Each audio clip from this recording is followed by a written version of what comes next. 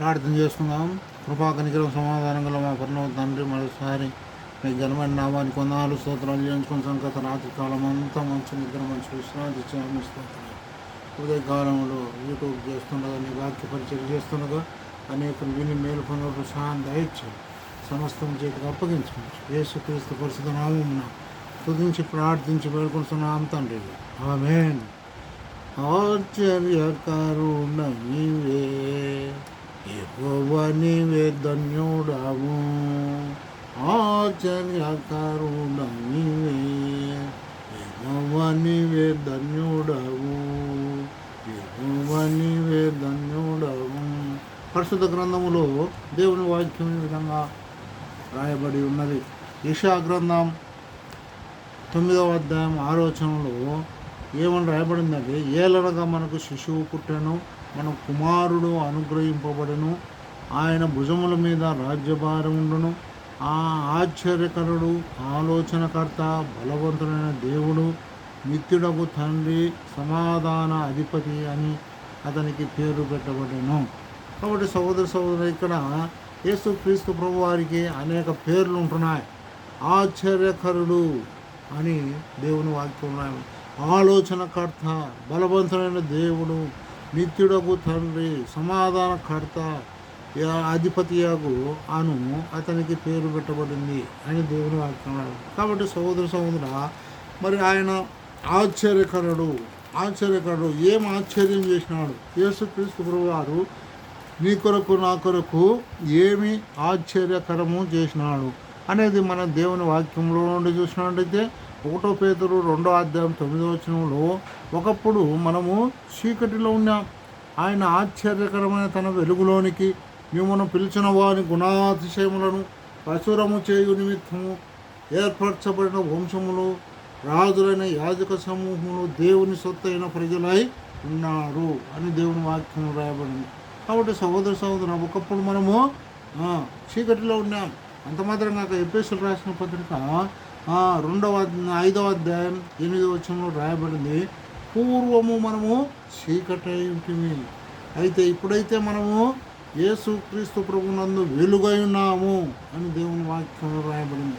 అంత మాత్రమే కాక రోమాపత్రిక 6:1-22వ వచనంలో మనం అవివేక హృదయం కలిగిన వారుగా ఉన్నాం. ఒకప్పుడు మనము అవివేక హృదయం కలిగిన వారు అవుతాం. అయితే మనం యేసు ప్రభువును నమ్మిన తర్వాత వివేకులము అయినట్టుగా దేవుని వాక్యం రాయబడింది.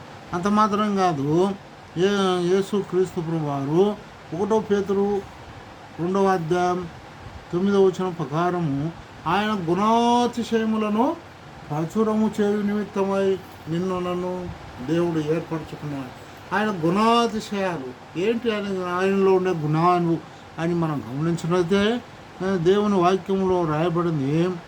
ఆయన గుణాతిశయములని ఏమంటే, ఒకటి మరి మత్తయి సువార్త 11:28 వచ్చులో, నేను సాత్వికుడను దీన మనస్సు కలిగిన వాడును.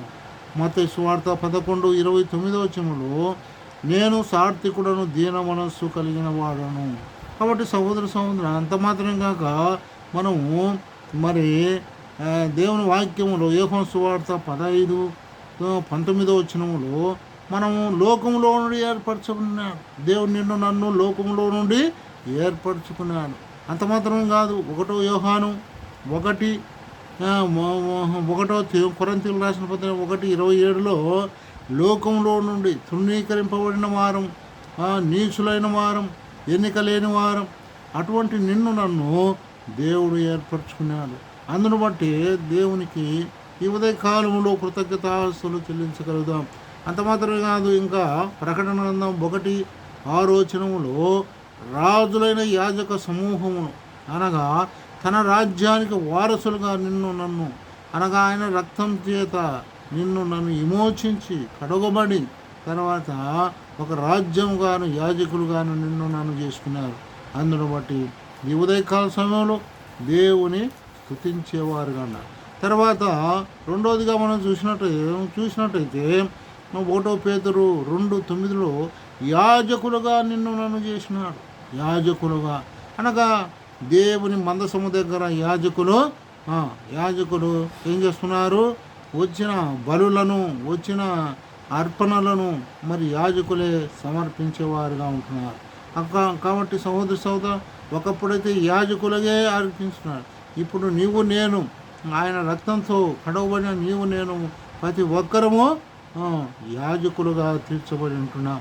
అంత మాత్రమే కాక పరిశుద్ధ జనము ఎవరయ్యా? నీవు నేను ప్రత్యేకింపబడిన జనముగా నీవు నేను ఉంటున్నాం. 1 పేతురు రాసిన పత్రిక 2:9 పరిశుద్ధ జనముగా నన్ను చేసినారు, ప్రత్యేకముగా జీవించేవారుగా ఉన్నాం. కాబట్టి సహోదర అంత మాత్రమే కాక దేవుని వాక్యంలో రాయబడింది, ఒకప్పుడైతే మనము దేవుని ప్రజలుగా ఉండకపోతే ఇప్పుడు దేవుని ప్రజలుగా ఉంటున్నాం. ఒకప్పుడు పరజనులను, పరదేశులను, వాగ్దాన నిబంధనలు లేని వారుగా ఉంటుంది. ఇప్పుడైతే మనము దేవుని ఇంటి వారమై ఉన్నట్టుగా దేవుని వాక్యం